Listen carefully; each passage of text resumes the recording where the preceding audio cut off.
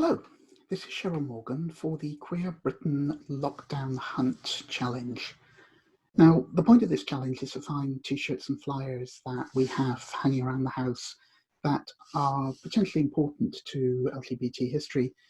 And I've got a fair amount of stuff, so rather than just do individual tweets, I thought I would channel my internal Dan Vo and make a little video. Now, I don't have quite as much stuff as I would like for you. I do have a lot of material related to the Revealing Stories exhibition that we in Bristol put on back in 2013. That was called Revealing Stories, and it was at the M Shed, which is the People's History Museum down by the harbour. However, all of that stuff in February went into another exhibition at Bristol Aerospace, which was part of our LGBT History Month celebrations for this year. And it was picked up by some of my colleagues when the exhibition closed, and then lockdown happened, and I haven't managed to get it back. So all of that is actually in Glastonbury, but we do have some other stuff for you. I'm going to start with this. It is a flyer for the first ever National Festival of LGBT History. It took place in Manchester, way back in the dim and distant past. I even forget which year it was. I'm not sure it says. But it's the event at which I first met Sue Sanders and Stuart Milk and Jeff Evans and a whole bunch of other people involved in the LGBT History Month movement. And that kind of got me started on running my own events, which was perhaps not the greatest of things, but here is a little keyring from the lovely people at Barefoot Wine who sponsored one of the events that I put on in Bristol. So that sort of moves that all around. I should probably tell you about the t-shirt as well, because t-shirts are part of the thing for this. So here is the t-shirt. It says, "Dip me in honey and throw me to the lesbians."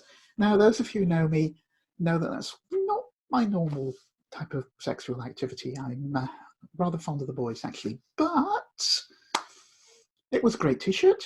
I loved the slogan on it. I bought it while I was in San Francisco, which is another plus.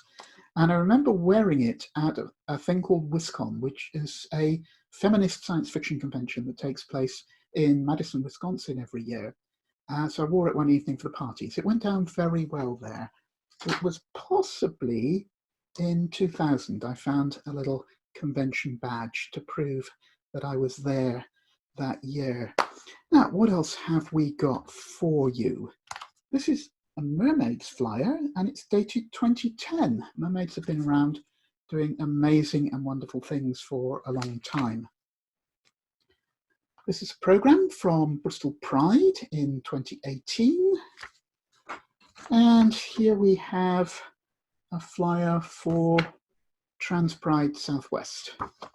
Is the year on that?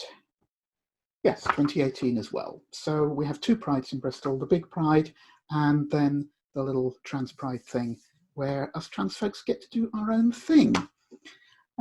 Talking of momentous events, this is a conference that I went to in Liverpool in 2015, put on by Liverpool John Moores University and the lovely people from Homotopia. And that got me into all sorts of interesting things.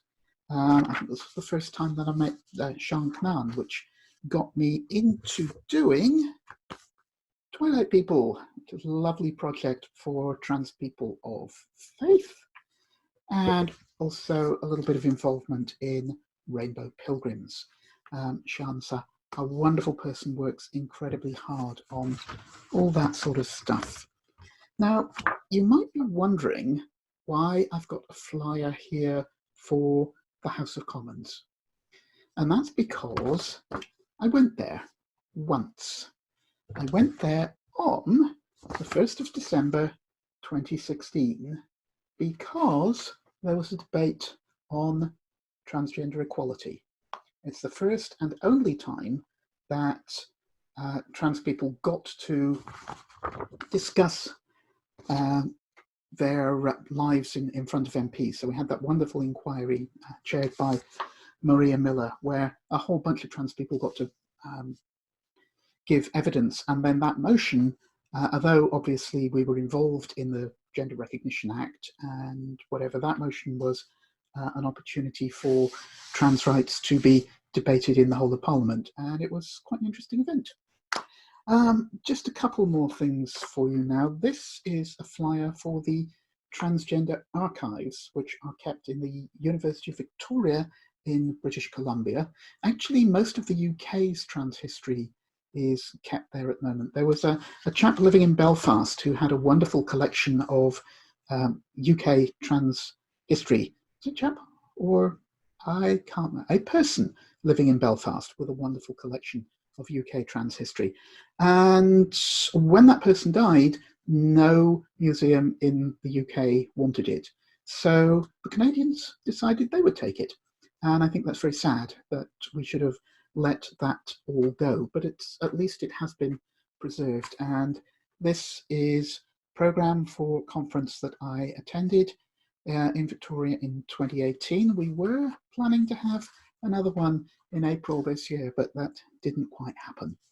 So there it is, a little collection of queer history found in my cupboards and sacks and bits and pieces and whatever. Hope you found that interesting, and do please support Queer Britain.